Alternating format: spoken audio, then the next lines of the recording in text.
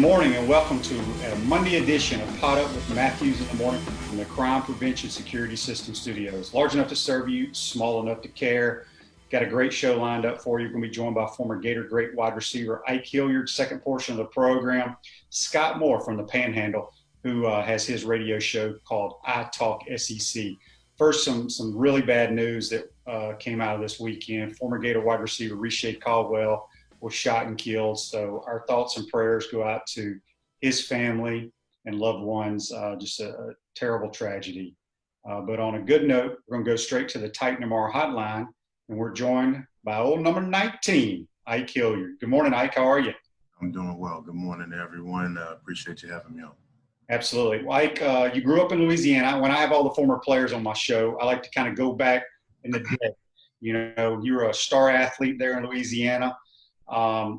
What other schools besides Florida recruited you? I'm sure LSU, you know, you're related to the great Dalton Hilliard, who was a tremendous running back there. But let everybody know what other schools that you took visits to or what have you, and what made you choose the University of Florida?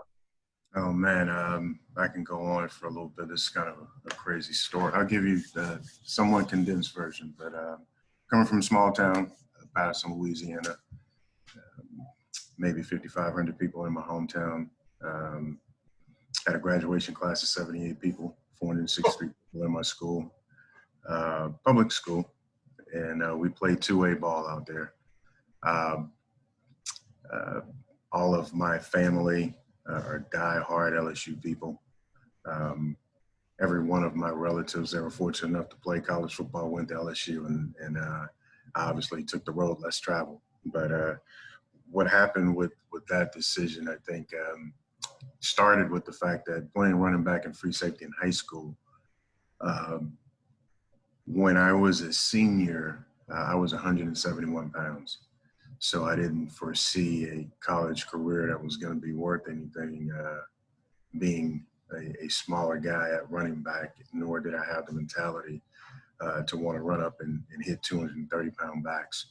So I tried to convince people, for lack of a better way to say it, to allow me to play receiver. So the recruitment process was a little bit different. I wasn't a guy who made All-State in high school or any of that stuff. They just knew that I was an athlete. They knew I had obviously some family that had been, you know, fairly successful. You mentioned my uncle, you know, and he's a Louisiana legend. You know, he obviously played at Patterson, went to LSU, and broke all sorts of records there, and then was drafted by the Saints, so he never left the state. But for me, my brother was actually at LSU when I was coming out. His senior year was going to be my freshman year as well. And the coach at LSU, Curly Hallman, was convinced that, you know, Ivory was going to play strong safety and I was going to be the free safety. And I looked at coach and politely told him, I saw Jerome Bettis and Natron Means. I'm not interested. I'd rather play offense. I don't think running back is in my future, even though that, you know, that's what I did in high school. So I said I wanted to be a receiver, and they were adamant about me playing defense, and that wasn't my thing. So I guess after being long-winded in that regard, what happened next is that there are only 3 schools that really recruited me, and the school that recruited me the heaviest was the University of Pittsburgh. And I actually verbally committed to the University of Pittsburgh. And you know, very few people know that. But Ken Karcher was the coach that recruited me there. It was, I mean, we lost, you know, Coach Majors recently as well. So, you know, condolences go out to his family as well. But it was his second stint at Pittsburgh. And it was going to be that first year. And Reuben Brown and Curtis Martin were actually on that team, and that was going to be their last year. So they're like, yeah, man, come on out and play a little wide out, and, you know, we'll let you start there. And a little bit late in the recruiting process, Florida jumped in. The only other school, because I mentioned 3, was Texas A&M. And I never took a visit to Texas A&M. I was always at LSU, so I never took an official visit to LSU, but I was there because of my brother. But I did go to Pittsburgh, and I ended up going to Florida about 4 weeks right before signing day. It was kind of late in the process, but I went to Florida. they take you around, you visit all of that stuff. I look on the, obviously on the film, and there 3, 4, and 5 wide receivers, and I'm like, hey, this is where I like to be, obviously. And if I can get at least 1 year of this, then maybe we'll have a chance at this NFL thing. But Coach Spurrier and all of those guys there, they were honest with me. That year in '94, I guess going back now, on scholarship was Chris Doering, Jack Jackson, Aubrey Hill, and Sorola Palmer. And we signed 6 that year, and I was the 6th to sign. And that year we had, in my class, myself, Travis McGriff, Riedel Anthony, Jaquez Green, Jamie Richardson, and Nafis Kareem. And we went into the off season, and we have to kind of find our way to get some playing time, and we went from there. Talk a little bit about, Coach Dixon had so many great wide receivers in his career in Florida. What he meant to you as a coach and what you've learned from him, and we'll talk about your coaching career a little bit later, but what you've kind of implemented and what you do now from Dwayne Dixon. Well, it starts with the fundamentals of the game. I've spoken to a lot of the guys that have gotten in the profession, that have crossed paths with Coach Double D. And sometimes he doesn't get enough credit, for the things that he did with us. And, sort of a shame, but, at every chance we get, we kind of try to uplift him a little bit. Not that, he's in a bad situation. He's still coaching. He's still giving back to the game. And I think it's great. But from a fundamental standpoint, from a focus standpoint, from on managing that room with those different personalities, and I know firsthand now being a coach, it's just a little bit different. And, going back and thinking of, the young men in that room and how, he tried to help guide us and prepare us every day. I can take a lot of what he did, how he tried to, make it light at times when necessary, reel the room back in when he's losing control. And along with that, focusing us on our daily tasks, whether it's going to school and preparing for a game. I think he did a phenomenal job. Speaking of that room, I've had Travis and I've had Doring and all these guys on Riedel. And Travis was talking about, I want to say it was maybe the 95 year. He has a picture at his house. It's kind of an over the stadium shot, and we're in 5 wides Tiger formation. And it's you, Kwesi, Riedel, Doring, and McGriff. So cool. I mean, can you think? I mean, you watch a lot of tape of college teams nowadays. Can you remember a football team that had that quality of wide receivers, across the board? It's tough, man. That's why we were fortunate to win as many games as we did. You think about, those 5 guys, all 5 of us had a chance to play in the league. And when you can put that amount of pressure on the defense, you look at some defenses, heck, they may have 1, decent corner, let alone 4, or 5 to try and, run around with a group of guys like that. That's what made, our situation so unique there. And what made Coach Spurrier unique is that, he dictated the tempo all the time. And to have a group of men to play with like that, to force teams, into certain coverages and force their hands, because we're dictating the tempo and the pressure. There's not many situations. I think that there aren't many situations, across the country, throughout the history of football. I think people can, kind of compare that to. We're speaking with Travis, not Travis McGriff. We're speaking with Ike Hilliard, Ike Number Hotline. Ike, go back to 95. Obviously, it was a tremendous year. Go undefeated, go out there to the Fiesta Bowl, and just Nebraska, which could be maybe the greatest college football team of all time. Just talk about losing the national title game, but then what y'all's mindset was going into the 96 year, because y'all had so many guys returning. You talk about days you wish you can have back. And I know that personally as an athlete, and with all walks of life, man, people remember the hiccups and, the things that don't go well and the things you don't do well personally. you hold very dear to your heart, for many, many reasons. And that day, we let a lot of people down. And, going into that game, as high as we were, as a team, and how good we felt about that run, not being able to finish that game off against that team, still burns today, man. That run obviously I think was pretty unprecedented at that time. We found a way to put together some pretty complete games in all phases. The mindset of that team going into it, I think we felt coming from the 94 season, even with losing, a couple key pieces, we felt as if that we can play with anybody in the country. And the amount of pressure, like I mentioned before with the last question, that we put on people, we didn't think that there was a defense or a situation that can match us out there. But going out there, losing a game in a fashion that we did, we didn't just lose, we got embarrassed. And having to go back to the drawing board after running off, 12 straight until we ran into that buzzsaw was pretty tough. I think people, had a wake-up call. We had to get rid of this feeling as if, we were better than anybody else, and go back to work, take it one day at a time, 1 week at a time, one opponent at a time, and we were fortunate enough to come back the following year and get it done. Yeah, speaking of 96, obviously you lose to Florida State. Things kind of bounce our way in some other games. Get a rematch with them in New Orleans, which had to be very special to you, friends and family there. I always ask people, what's your favorite or maybe the greatest moment as a Gator in a game?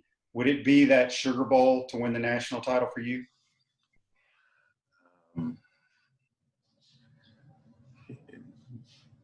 I can't believe I'm going to say this publicly, but it is. But the game that sticks out the most for me is the loss in Tallahassee, because it's arguably the worst game I ever played in my life. And because I was a part of 2 of the 4 turnovers in that game at Doak, and we turned it over 4 times and we lose by 3 at that place when we know we're better than that team. For me, I'm not letting that go. And I'm not one to, to talk or brag or I'm not a cocky dude or any of that stuff, but I live with the fact personally in my own head that because of that day, because I played the worst game that I've ever played in my life, we're not talked about as one of the best teams to ever play college football. And that bothers me. So that's probably the most defining moment for me in order to, sum up a lot of what went on at Florida, because we were fortunate enough to have one heck of a run. I played 3 years there, and we only lost 4 games. We tied 1, my freshman year. And yes, being able to be at home in Louisiana and to have another chance at Florida State after, the Arizona State and Ohio State game fell the way it fell, and then Texas, Nebraska fell the way it fell, and we had that opportunity. No question, I was obviously, fortunate enough to get another crack at it. And a lot of my success, individually in that game, stemmed from just the team we had. I mean, you look at that game at Doak, Riddell goes for 2 and change and 2 touchdowns. He looks at me in the huddle in Tallahassee and was like, man, why you left me out here like that? You know what I mean? And that's just the unique thing about sports. The relationships you build, the things that you go through, individually and collectively, and the goals that you set, the things, that you go through that define, who you are and change who you are, mold who you are, man. That day at Doak sits with me. It's kind of the greatest teaching tool for me as a person, and obviously I had individual success the following chance at Florida State, and we collectively got it done as a team, but that's the one that's the most defining for me. Hopefully that makes sense to everybody out there. Yeah, absolutely. Interesting. But let's talk about the one play that the Gator Nation remembers the most. It's called the stop and pop. I didn't even know it was called that, but that's what I was told. That's a play that the Gator Nation remembers, and it was a phenomenal play. there in that 52-20 win over Florida State. Is that something that I mean, you don't really practice anything like that. It's just your natural instincts take over, right? Yeah, I was blessed on that play. Instinctively, I knew where Cozy was.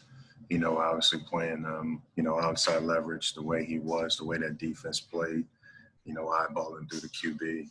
And, on 97, when Danny threw it in there, I left my feet because obviously they had a little bit of, pressure. So I knew where Cozy was. I put it on my chest, didn't realize how close he was just in case he hit me in the back so I can protect the ball.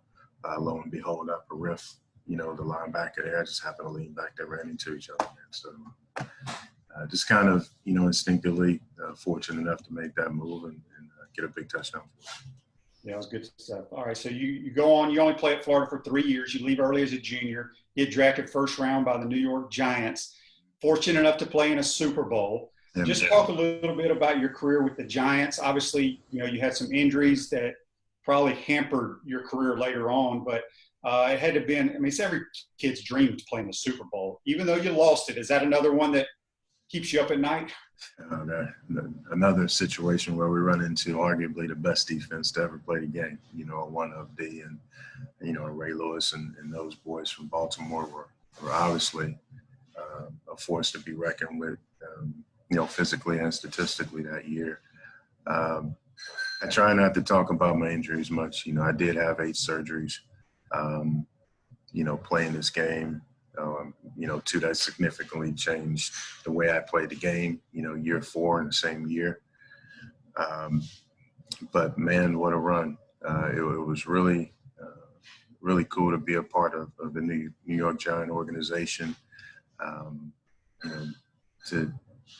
To play with a bunch of men,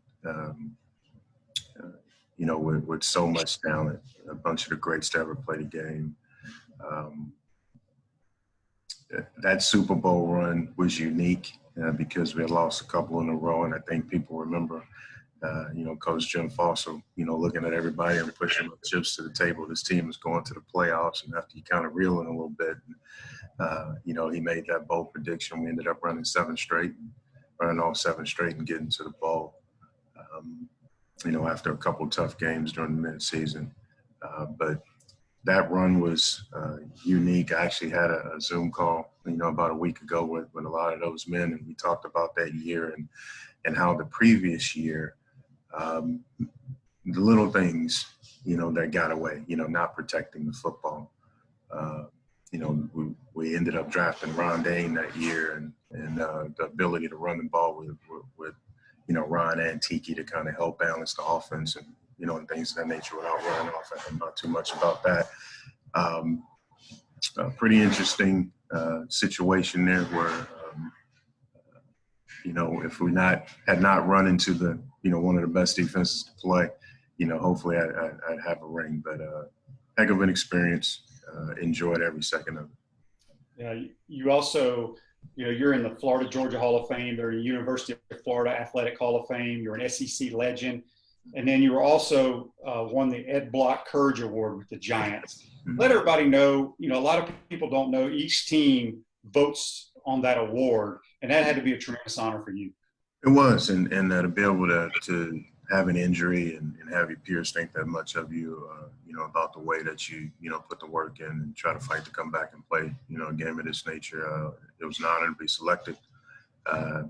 It was interesting because it happened my rookie year with my neck fusion.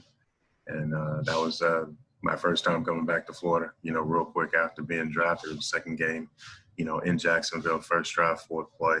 And, ended up getting injured and missing a year, but fought back and found a way to get through, that next situation and play. But what a great honor, what a great weekend, up in Baltimore. Tremendous setup there, and they've continued that and will continue that. And I think, people need to look into that and get more involved with that as it goes forward. But, yeah, man, but just blessed, to be a part of, some good football teams, being around a lot of good men that, obviously had some great relationships with then and still do now. And a lot of great memories, man, from playing the game. You went on to play with the Tampa Bay Buccaneers with John Gruden as the head coach. How was it playing for Gruden? He's funny. I love Coach Gruden. He is as animated as people think he is or see him to be on TV. He's one of the more intense men I've been around in terms of the game. Mad scientist of sorts in terms of how he tries to get inside the heads of every individual, the tactics that he'll use there.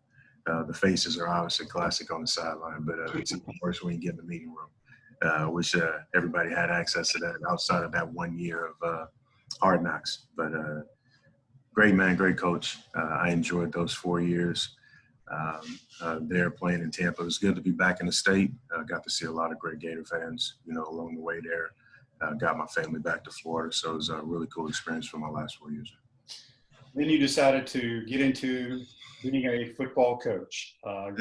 With the Florida Tuskers, with Jay Gruden, John's brother. You've coached with the Dolphins, the Redskins a couple of times, Buffalo. Now you're the wide receiver coach for Mike Tomlin, the Pittsburgh Steelers. Just talk a little bit about, did you want to be a coach one day or just kind of fall in your lap?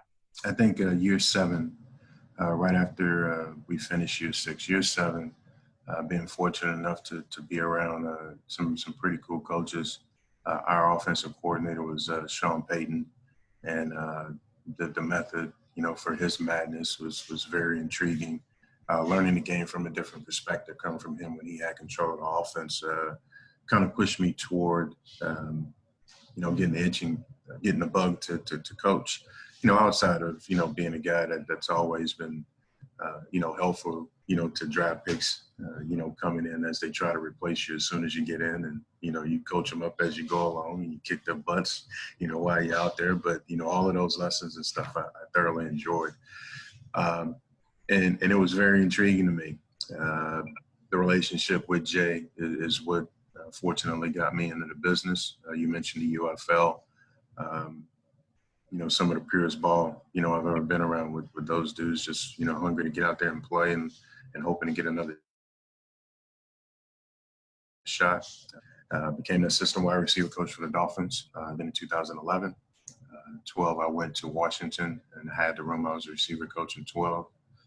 There, went to Buffalo in 13, came back to DC in 14 up until this past season. It's been a great run so far. I've been around, some great players. Been fortunate enough to, to coach and learn and teach some unique talent. And looking forward to this new challenge. I mean, we have a unique team, here in Pittsburgh, and that defense is phenomenal. We get our quarterback back this year with Big Ben, and we'll hopefully be in a conversation at the end of it. I got a 2-part question here for you. Got a few more minutes left with Ike Hilliard. It pertains to your coaching. First of all, who is the best receiver that you've coached so far in the National Football League? You're putting me on the hot seat. but the biggest thing I want to know, Ike, is, and you probably felt the same way when you got into the league, sometimes those guys that are sitting behind the cowboy rewinding, you should have done this, you should have done that, actually never played, but they're telling you what to do. Having you done it before, do the players that you coach have a little more respect for you think?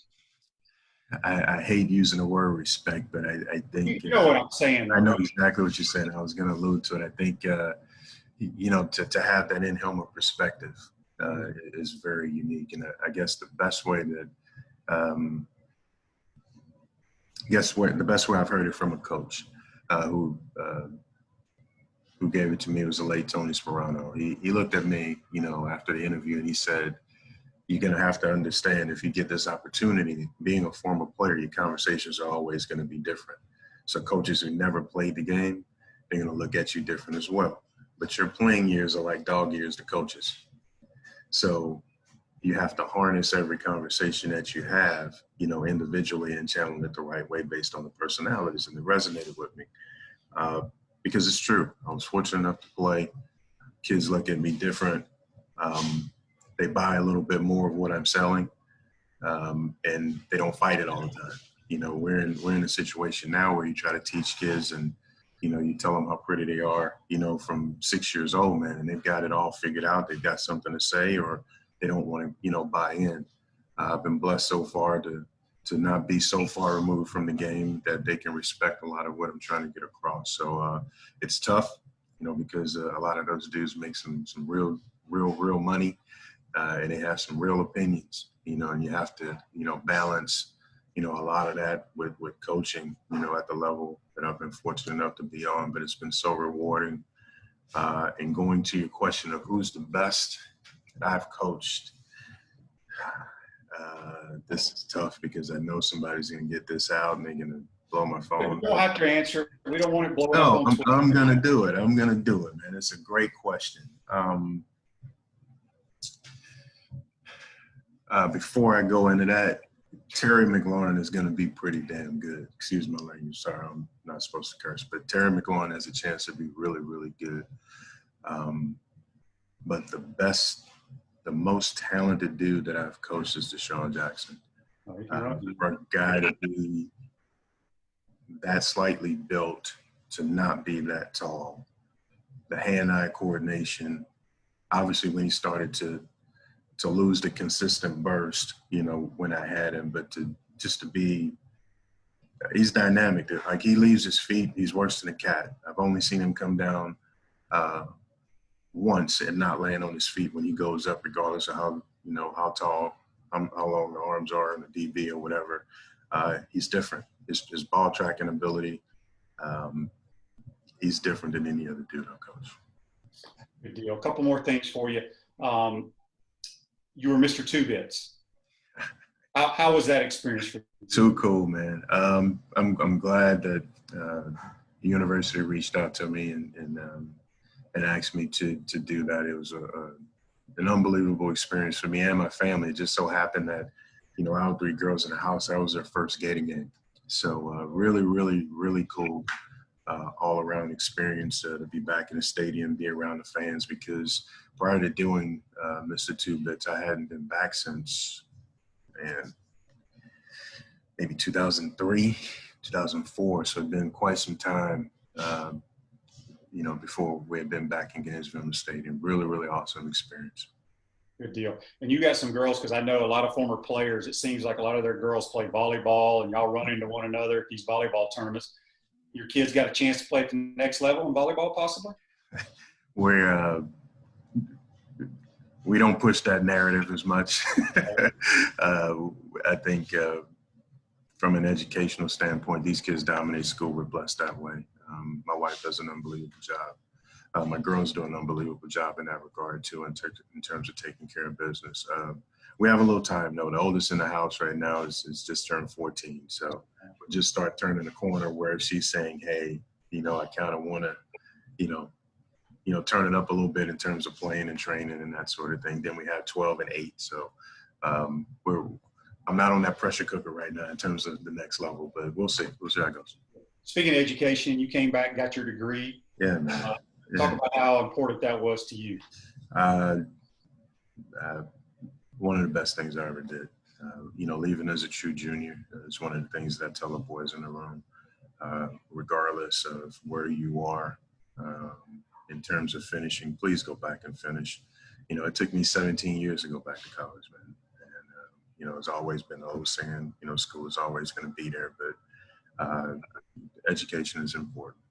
No question about it. I went back and did the work, and I insanely took some classes during the season, which is extremely tough, which is another conversation. And then trying to persevere through that while having a full-time job is very hard. And I know people know that because people do it every day, trying to, advance themselves through education and that sort of thing. But went back. It's a promise I made to my mother. My wife was on my head and on my back for many, many years to go back and get that done. So I'm glad I got it done. That's good stuff. Yeah. The last thing, and we're going to let you go. The old ball coach, yep. The unique guy, and he coaches a unique style. Yes. I ask all the former players, you got any good stories you'd like the Gator Nation to know about old Coach Spurrier? I think everybody's told every great story. just one of my all-time favorite lines is that, coaches say, "Nah, yeah, well, it's not your fault. We're the dumbass coaches that gave you a scholarship." Favorite man all time, man. He had a unique way of kind of poking the bear through sarcasm, like unlike any other coach I've ever been around. And it was great to see him back on the sideline recently, and hopefully he gets the itch to do it again, man. The game needs it. Yeah, no doubt about it. Well, Ike, we appreciate you taking the time to join us, man. Good luck with the Steelers this year. Hope you and your family stay safe, my man. We'll be watching you, and appreciate you joining the show. Appreciate it, man. All the best to you and yours going forward, too. All right, that's our man, Ike Hilliard, joining Pot Up with Matthews in the morning. Hey, folks at Center State Bank, we put business first. We are the largest community bank in the state of Florida. Understand that small businesses need a community business partner that they can rely on. Center State has 5 convenient Alachua County locations to serve you better. Learn more. Visit centerstatebank.com, Center State Bank, member FDIC. We're going to take a timeout. Come back. We're going to be joined by Scott Moore talking his talk show, I Talk SEC. You're watching and listening to Pot Up with Matthews in the morning from the Crime Prevention Security System Studios. We'll be right back. Time out! Time out! Hey! Time out! Time out! Time out! There we go. Good. We want to take this moment to thank all our sponsors who keep the show going and pay the bills. Let's give them something to cheer for now. Our gridiron sponsors are Crime Prevention Security Systems, large enough to serve you, small enough to care. Titan MRI, Gainesville's only locally owned and operated MRI facility. The Best Restoration, Masters of Disasters. Pound Hurt, your preferred personal injury attorneys. Peachland Dental, Gator fans' first choice for dentistry in Port Charlotte. Our touchdown sponsors are Campus USA Credit Union, Celebration Point Town Center, The Keys Grill and Piano Bar, The Digital Mortgage Guy, Adams Ribs, Cloud9 Spa, Gator Dominoes, Celebrate Primary Care, Center State Bank, Gator Bait Media, Davis Gainesville Chevrolet, Miapa Latin Cafe, Gators Dockside, Aikido America Martial Arts and After School, Doreen Weeby Realtor, Caldwell Banker MM Parish, Radware, Wrap Spot, and Style Cuts. If you are interested in promoting your business on this show, you can visit our website, potupwithshane.com, and click on the advertise button or call Freddie at 352-284-3733. Again, thank you for all the great businesses that support the show. Please remember, if you like what we are doing here, thank our sponsors and support the businesses that support us. He's looking, still looking. He's going for the end zone. He's got a touchdown!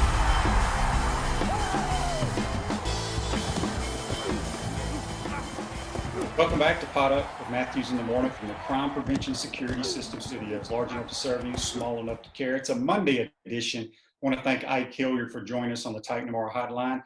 Celebration Point, where the Gators come to celebrate, with premium brands like Bass Pro Shop, Palmetto Moon, Skechers, Starbucks, The Keys Grill and Piano Bar, Select Shades, Regal Cinemas, and coming soon, the HBC's new restaurant, Spurrier's Gridiron Grill and Visor's Rooftop Bar.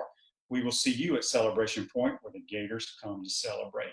We're now going to go straight back to the Titan MR Hotline, and we're going to be joined by radio host Scott Moore from Birmingham/Destin, Florida. His show is called I Talk SEC. Good morning, Scott. How are you? Guys, how y'all doing, man? Good to start Monday off with you guys. About 90 days till toe meets leather. So, Shane, hadn't seen you since the SEC title game a few years ago at the old quarterback challenge. That's and right. You're still throwing darts then. So good to see you, man. Good to be with you this morning. You too. You talked about toe meat and leather. What is Scott Moore? Do you think the SEC, do you think college football is going to start on time? I do. You know, we've been talking about that narrative for about 8 or 9 weeks now. And, you know, it's interesting to watch the state of Texas now that they've got 50% capacity all of a sudden. It was 25% 2 weeks ago. Now it's 50. And now you see all these crowds kind of ignoring social distancing. I mean, we've got millions of people out protesting and all that. Listen, Shane, I think when the season starts, I think we're going to have full stadiums. And I think it's going to be great. It's going to be hard to walk back all these season ticket holders that have bought all these tickets, and now all the beaches are crowded in Florida. I think in 90 days we're going to see full stadiums, guys, and I think that's going to be great. I think America needs football and needs it quick. I agree 100%. 100%. We're speaking with Scott Moore on the Titan MR hotline. You can hear his show daily, 3 to 6. It's called I Talk SEC. You can check it out on wearesportsradio.com. You're an Alabama guy pretty much. Let's talk SEC West real quick. Sure. LSU had a tremendous year last year. They lost a ton of good players. Mm-hmm. Do you think Alabama is the team to beat in the West this year? Well, of all the guys, the juniors that they had coming back, Shane, you lose Tua Tagovailoa, but you did play 4 games without him. And you got Najee Harris, you got Devontae Smith, you got Jalen Waddle, and the entire offensive line back except for Jedrick Wills. And there are probably 3 first-round picks in that offensive line. So offensively, I don't think there's going to be much of a drop-off from a production standpoint with Bama. And they played 13 true freshmen on defense last year. And you got everybody back on defense. This is going to be a very experienced team for Nick Saban. They get Auburn at home. They go to Tennessee, and then they go to Baton Rouge. But Bama's had phenomenal success at those 2 places. So I think Alabama's the team to beat. But watch out for Texas A&M. Maybe they get there. LSU is still very talented. But you just mentioned 16 guys off that roster are now wearing NFL uniforms. So Ova's got to do the same thing Gene Chizik did back in 2010, replace an unbelievable quarterback, an epic season, and see if he can stay on the mountain now. So LSU's got some challenges, but the SEC West, as you know, Shane, it's absolutely loaded, man. It really is. Let's talk a little bit about Auburn. I know you cover them quite a bit. Yeah. What kind of pressure's on Gus this year, and your assessment of Bo Nix? I know he's got, his dad was a great quarterback at Auburn. It's in the bloodlines, but I was just so surprised last year because I know Joey Gatewood. I trained him for a summer out of the Jacksonville area. He just, to me, felt like he fit Gus's system. I mean, he basically was Cam Newton. Were you surprised he never got an opportunity? Big time. Bo Nix was a guy that when he came out of Pinson High School in Birmingham, highly regarded. Also, his dad had some great success at Auburn when he was a quarterback there. So you got that legacy issue there, and Bo Nix was born to wear an Auburn uniform. I was surprised that with Joey Gatewood's length, his size, his ability, that Gus really never gave him a shot. And, Bo Nix started all the games last year. He's going to be a sophomore this year. They've lost Boobie Whitlow. They've lost their entire offensive line. Great defenders on defense. I think Auburn has got probably more question marks than any other SEC West team because of all the losses around the quarterback. And Shane, when you lose a lot of players around you, especially your offensive line, your main tailback, that's cause for concern. Plus, they got a very difficult schedule at Georgia, at Alabama. It's going to be hard for them, and then LSU as well. So I think Gus is this offense and what they're trying to do fits Bo Nix very well. But man, Joey Gatewood leaving, it leaves. There's nobody behind Bo Nix if something happens to him. No security blanket. And as well as I do, Shane, nowadays in the SEC, man, you better have some depth at quarterback and quality depth. One injury, and your whole season could go up in flames. So Auburn's in a precarious position, I think, going into 2020. You mentioned Jimbo Fisher and A&M. Kellen Mond comes back. All the money they're paying Jimbo. I mean, do you think this year there's tremendous pressure on him? Your $76 million will create some pressure on it. Listen, Kellen Mond, he started 4 years.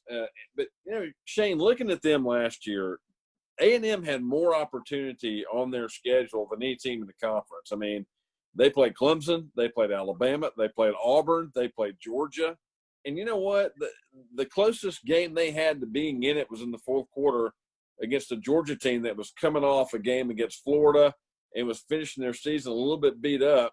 They made that game competitive, but against every big-time opponent that they played last year, they wilted in the fourth quarter.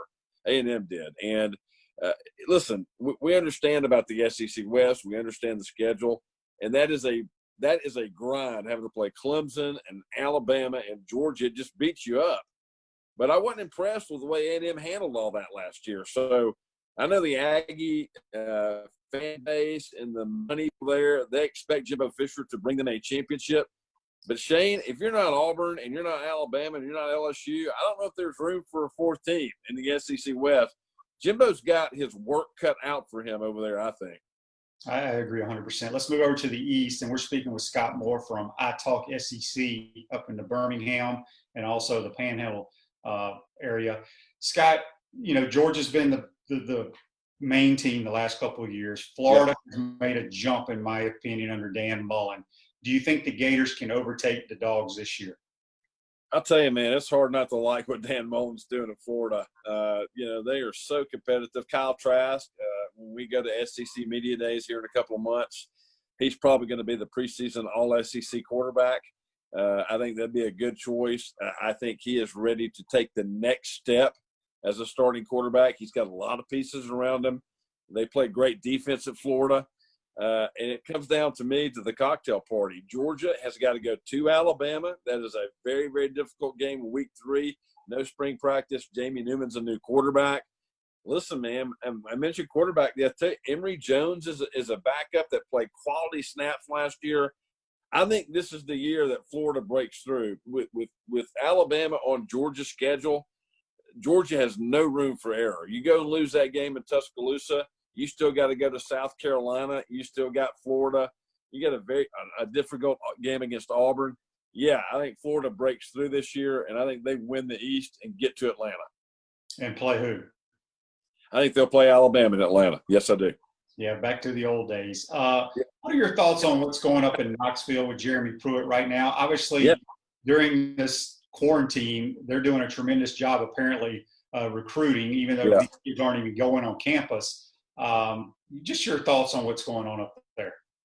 Well, first of all, I've known Jeremy a long time, and knew him. He was the Hoover High School defensive coordinator, and when Two-A-Days was on back to the MTV series, and Jeremy just had a meteoric rise in his college in the college ranks. And I'll tell you, Shane, he's a football guy, and the thing I like about Jeremy, and I think he does as well as anybody in terms of being able to communicate. Football has its communication, right? There's a football communication from a defensive coordinator to his players. He is a great communicator. He understands that 3-4 defense, and he is a great evaluator of talent. That's one thing Jeremy does. He's also been around three different national championship programs. He is really, really, I think, where Dabo Swinney was back in 2011 and 2012. When Dabo started getting things really going at Clemson. He reminds me a lot of Dabo, the way he thinks, the way he goes about building his program. It doesn't surprise me that he's recruiting well. And I think last year we saw them win 6 games at the end. They got better and better and better. I mean, they were a couple snaps away, Shane, from winning 10 games last year, which is a shock. So I like what Jeremy's doing. I think he is going to be get Tennessee very competitive. But again, the other issue is you got to deal with Florida and Georgia in that conference. And they are recruiting lights out, and they're still recruiting better in Tennessee. And he's got Alabama on the schedule too. And I just don't think they're in that category yet. I think they can win 8 or 9 games. The Oklahoma game is key, but to me, Florida goes there in September. That is the key game for Tennessee. You have to win that game to have a really great year. I don't know if they can win that game or not. We're speaking with Scott Moore from I Talk SEC on the Titan Moore Hotline. Scott's also a motivational speaker and an entertainer. You just recently were the MC for Bobby Bowden's 90th birthday party. Talk a little bit about that. Man, Coach Bowden is a blast. I know you've met him. You played against him. And I went down. He turned 90, and I've done different bits and speeches with Coach Bowden over the last 20 years. I could do a perfect imitation of him. And well, let's hear it, because the other thing is, you can impersonate a lot of coaches and broadcasters, and I'd love you to do some here in the last few segment of this show. Well, first of all, Shane, good to talk to you. You look a whole lot younger than I do. It's tough being 90 years old, but it's great to talk about football, especially with an old Gator. And, you know, I keep telling everybody, people say, hey, Coach, you know, what is the secret to your longevity? And I said, hey, listen, you know, you got to eat well, you got to have a great wife, and you got to be committed to winning on a daily basis. And, you know, I think that has been the most important thing is just being consistent in your performance every day. Get up early, have a winning attitude, and just go out and try to dominate every moment of every day. And Shane, it's been very successful formula for me. Good to talk to you and scalp them some of those. That's good stuff, man. That's awesome.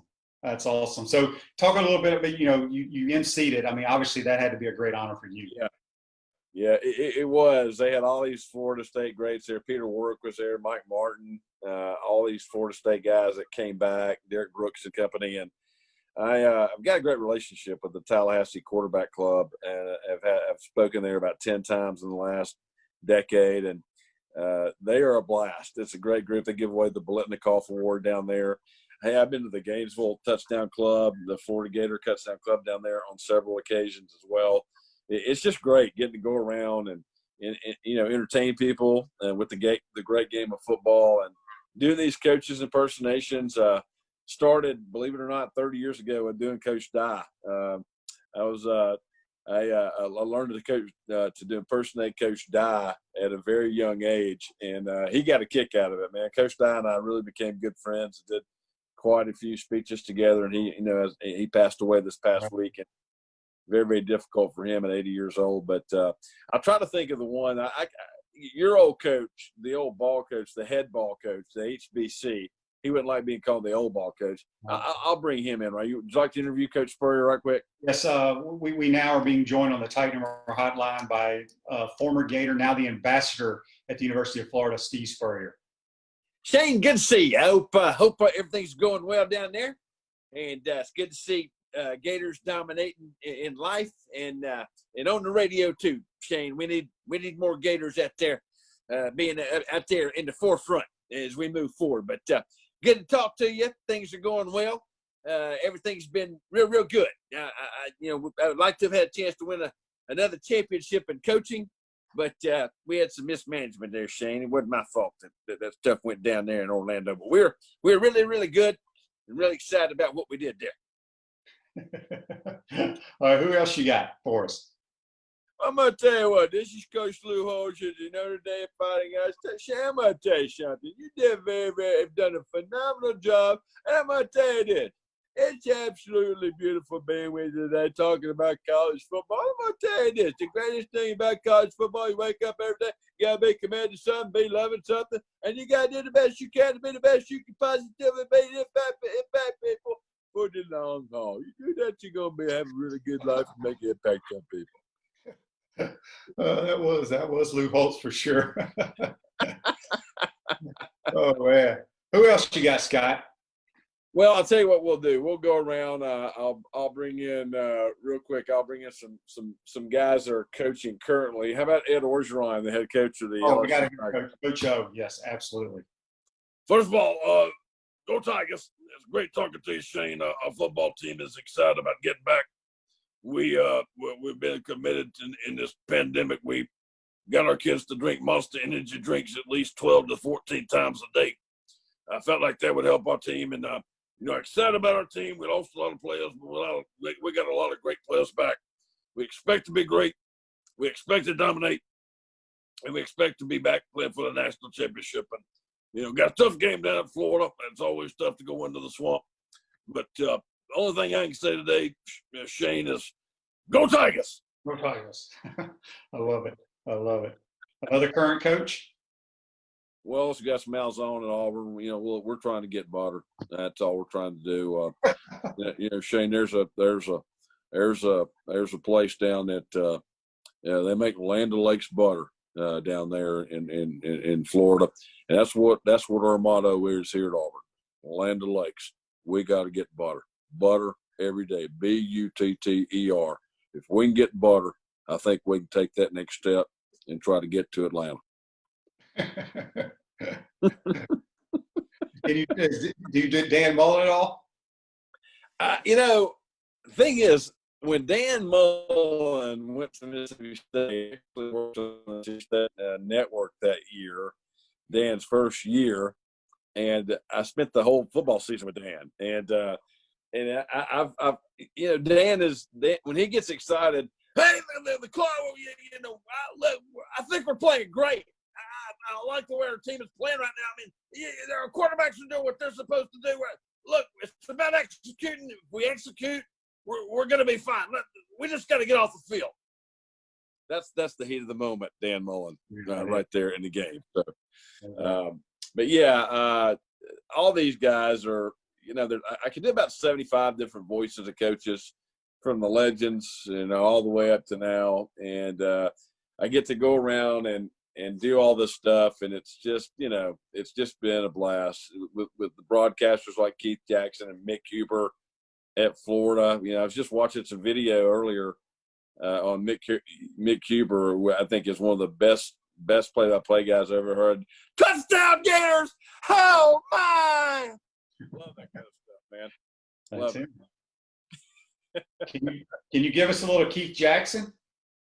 This is Legion Field in Birmingham, Alabama. It is a place of history, legend, and myth in college football today. The first ever Southeastern Conference Championship game between the Gators of Florida and the Crimson Tide of Alabama. This has been a series of legendary people and moments. You want to be a legend in sports, and all you got to do is win the big games every once in a while and leave a lot of quotes. Quotes like these from General Robert Neyland, who said, touchdowns follows blocking just like night follows day. Coach Bear Bryant back in the day would look at his Warriors and simply say, be brave. Today is going to be history. Florida and Alabama for the Southeastern Conference title on ABC. Good stuff. You had to bring up that Alabama SEC championship game against Florida, right, Scott? Thanks a lot. Shane, was funny. Antonio's a great friend of mine, and I've been doing radio with him for the last year with Jay Barker at Birmingham. And Antonio, somebody asked me about Antonio the other day. One of the funniest human beings ever. I mean, the thing that you guys did with the SEC, the game that changed college football, I know that was a bitter moment for you, but I also think having played in that game and being part of that ball game, and you guys are connected to history for the rest of your lives. And I know it was tough losing that ball game, but I think playing in that game, having the impact that you did on the game, Shane, you can't measure that impact and what that game has meant to college football. And just being there and playing in it, that's quite an accomplishment, buddy. Yeah, no doubt about it. And if we would have happened to have won that game, there would be no championship games. I totally agree. It changed everything about college football. That you guys under Coach Spurrier. I mean, you were the guys. I think your team and you guys buying into what Coach Spurrier was doing there. You guys set the tone for the '90s.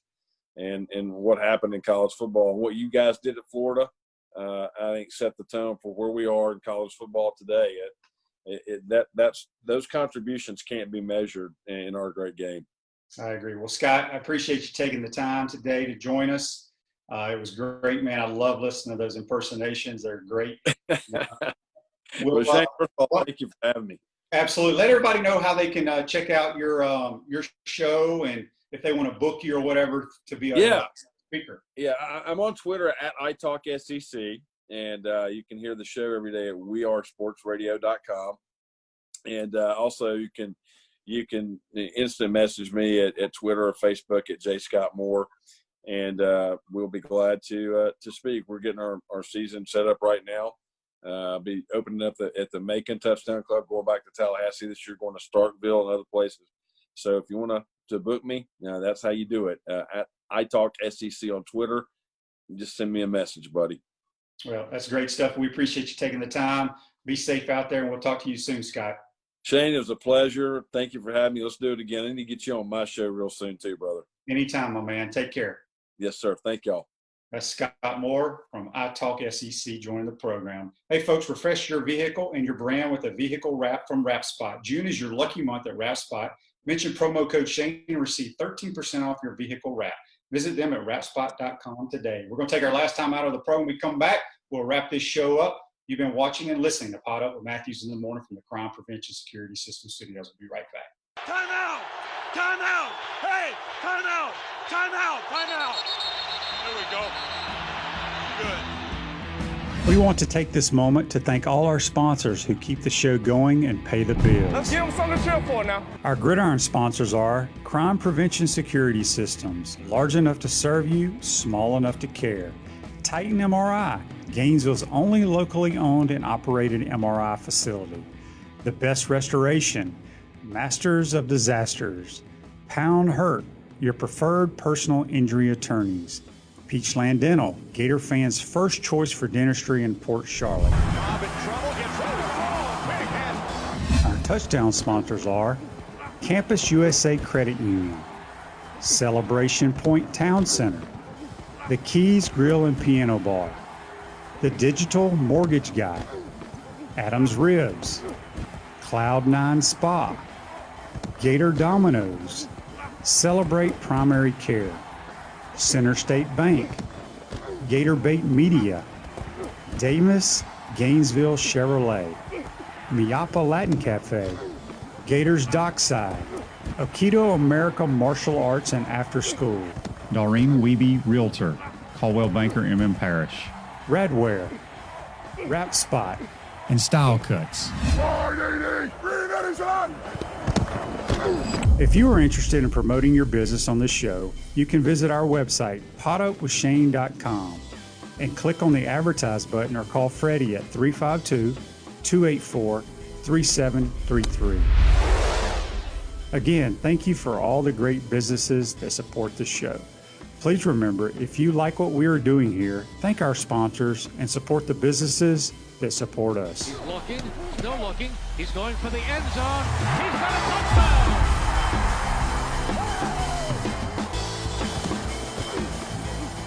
Welcome back to Pot Up with Matthews in the Morning from the Crime Prevention Security Systems Studios. Large enough to serve you, small enough to care. Really want to thank former Gator great wide receiver Ike Hilliard for joining the show today, and also Scott Moore from I Talk SEC. I love his impersonations. Hey folks, this day in sports is brought to you by the Best Restoration. Do you have COVID-19 concerns? Do what everyone is doing and hire the Best Restoration to fully sanitize and sterilize your home or office. Visit their offices this week for a free bottle of hand sanitizer when you mention the code Shane. Call 352-234-8994. This day in sports, back in 1969, Mickey Mantle gives his farewell retirement speech during Mickey Mantle Day at Yankee Stadium, and they retired the old number 7 this day in sports. Hey, folks, don't forget, go to Facebook Live, follow our show, like us, check us out on YouTube, Spotify, Apple Podcasts, Google Podcasts as well. Tomorrow, you do not want to miss it. We're going to have good old Buddy Martin, but we got Jesse Palmer, former Gator quarterback, former Bachelor. Man, he does all kinds of stuff, and you see him covering college football for ESPN. So make sure you tune in, tell your friends about it. That's going to be a wrap for today's show. Take care, folks. We'll see you tomorrow.